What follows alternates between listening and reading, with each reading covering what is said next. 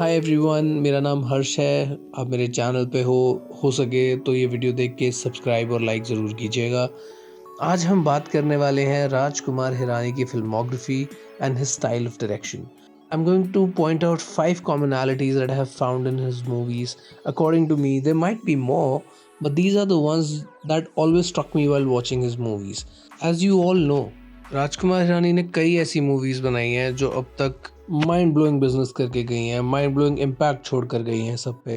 With Dunki coming out next week, let's do this for Rajkumar Hirani.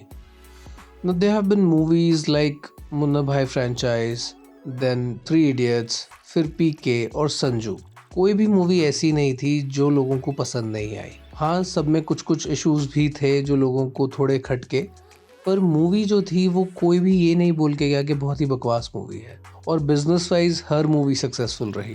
Munna भाई, which was his first movie, was not actually something that people were looking forward to, and it still did a brilliant box office report because word of mouth. ये movie ऐसी चली कि किसी को समझ ही नहीं आया कि कहाँ से ये मूवी आई, और संजय दत्त का पूरा करियर ग्राफ जो है वो रिवाइव करके चली गई। तो मैं बात करना चाहूँगा 5 चीज़ों के बारे में। Wait till the 5th one because you will agree the most. सबसे पहली चीज़ है मूवी की vibe. His movies always talk about something serious, wrapped in humor and light drama. आप कोई भी मूवी ले लीजिए, उसमें कुछ ना कुछ ऐसा ज़रूर होता है जो आपको हिला के रख देगा, पर फिर उसके बाद उसको बहुत अच्छे से रैप किया जाएगा कॉमेडी में या बहुत प्यारे प्यारे ड्रामा में, लव स्टोरीज़ में, जिसकी वजह से वो मूवी आपके घर कर जाएगी और आपको ये नहीं लगेगा कि यार ये बहुत हैवी हो गया मेरे लिए। For instance, I still can't believe that there was a blast in PK in which Sanjay Dutt's character died. वो मूवी ऐसी चल रही थी जिसमें हमें लग रहा था कि हाँ चलो ठीक है, this is another version of Oh My God, और इसमें कुछ भी बहुत सीरियस नहीं होने वाला है। And then there was a terrorist attack out of nowhere, और किसी को समझ नहीं आया कि ये क्या हुआ, and it was so heart wrenching, but it led to a very tearful climax. Similarly in Munna Bhai, Jimmy Shegal's character giving that final push to Munna to be himself and stop lying. That death broke so many hearts. अगर देखा जाए, लगे रहो मुन्ना भाई और पीके में अगर television या रेडियो का यूज़ ना होता और लोगों के रिएक्शंस का यूज़ ना होता जो उसको देख रहे हैं या सुन रहे हैं, तो उन मूवी का इम्पैक्ट उतना सॉलिड नहीं होता।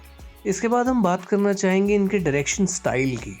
इनके डायरेक्शन स्टाइल में कभी भी ऐसा नहीं होता कि मूवी जो है वो पूरी की पूरी मूवी हीरो खींच रहा है। Obviously there is a protagonist, there is an antagonist, but there are so many sub characters who are giving the push to the movie, who are doing the comic bit and making you feel so many things that you did not even know existed within you. तो ये बहुत ही interesting चीज़ मुझे लगती है जो काफ़ी सारे directors try करते हैं करने का, पर कर नहीं पाते सक्सेसफुली। तीसरी चीज़ मैं बोलूँगा लुक्स।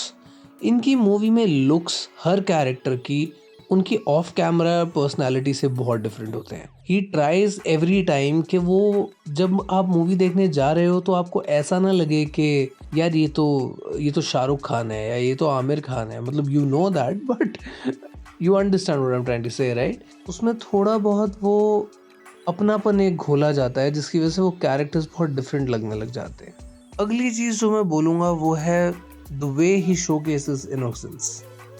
लाइक हर मूवी में कैरेक्टर्स ऐसे हैं जो जिनमें बहुत ज़्यादा मैलिस नहीं है, वो कुछ गलत कर भी रहे हैं तो भी उनके अंदर कहीं ना कहीं एक इनोसेंस या एक ऐसा इंसान छुपा है जो बाद में निकल के ज़रूर बाहर आएगा, जो बोलेगा कि हाँ मैंने गलत किया, अगर किया भी तो।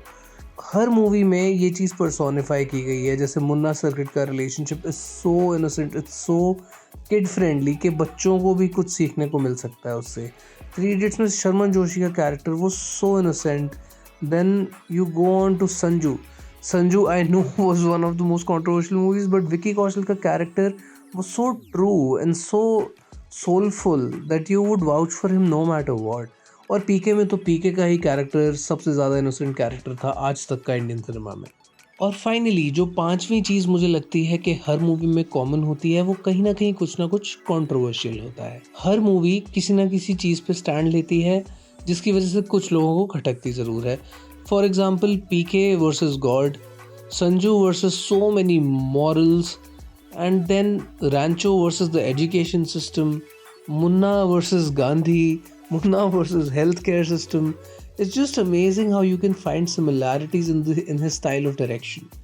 Donkey maybe they are going to talk about something very serious that has been happening for a long time or used to happen for a long time.